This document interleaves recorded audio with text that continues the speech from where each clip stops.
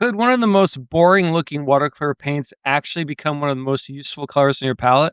Holbein Davy's gray isn't flashy, but its soft, muted character can create beautiful fog, subtle shadows, and atmospheric effects that bright pigments simply can't.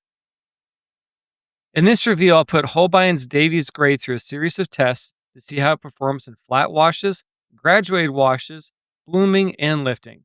We'll also explore where this understated gray shines and whether it deserves a permanent place on your watercolor palette.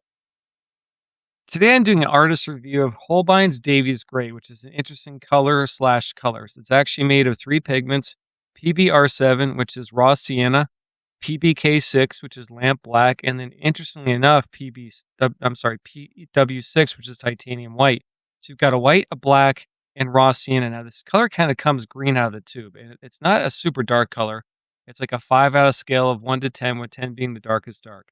My first test I want to do on this, I just want to see if I can get a nice graduated wash from dark to light on the piece of paper.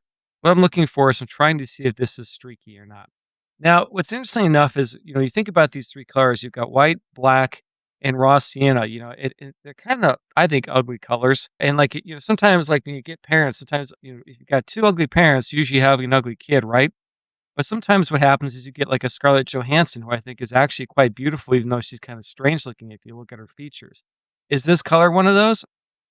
I know that's what we're testing right now. So straight out of the tube, you can see it's kind of a granulating, kind of greenish black color, and it has some interesting effects. I think it'd be good for like forest scenes. It'd probably be really really good for like misty scenes if you're looking for some mist because there is white in this color.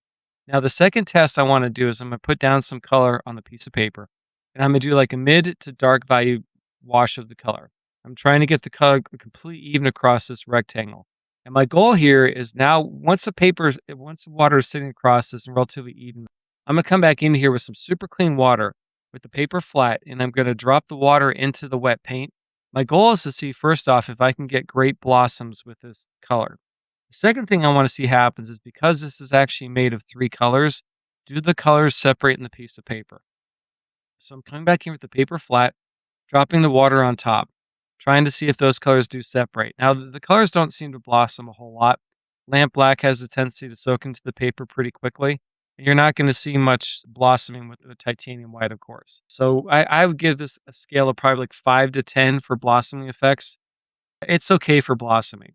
And the next test I want to do is I'm going to try this again, but I'm going to do this in a mid to light value, and see with the colors too, because sometimes the colors show up a little bit better when they're a little bit lighter. So I'm trying to get this even across the whole surface. And you can see some of the hairs are falling out of my brush.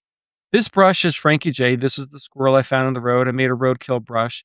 And at this point in time, a lot of the hairs were still falling out because I actually had no idea how to make a brush.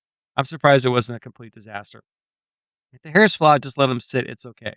But I'm going to put down like a mid to light value wash of the colors and wait for it to soak into the paper just a little bit. Then come back in with clean water, drop water into it, and see if it blossoms, and also see if it separates. I know it's going to granulate at this point in time, but I don't know if it's going to get much separation. Do this flat, and you should have clean water when you do this. And you just kind of have to be patient. That's one of the things I'm not, which is amazing that I can actually do watercolor. But that's why I do like 8 watercolors at once.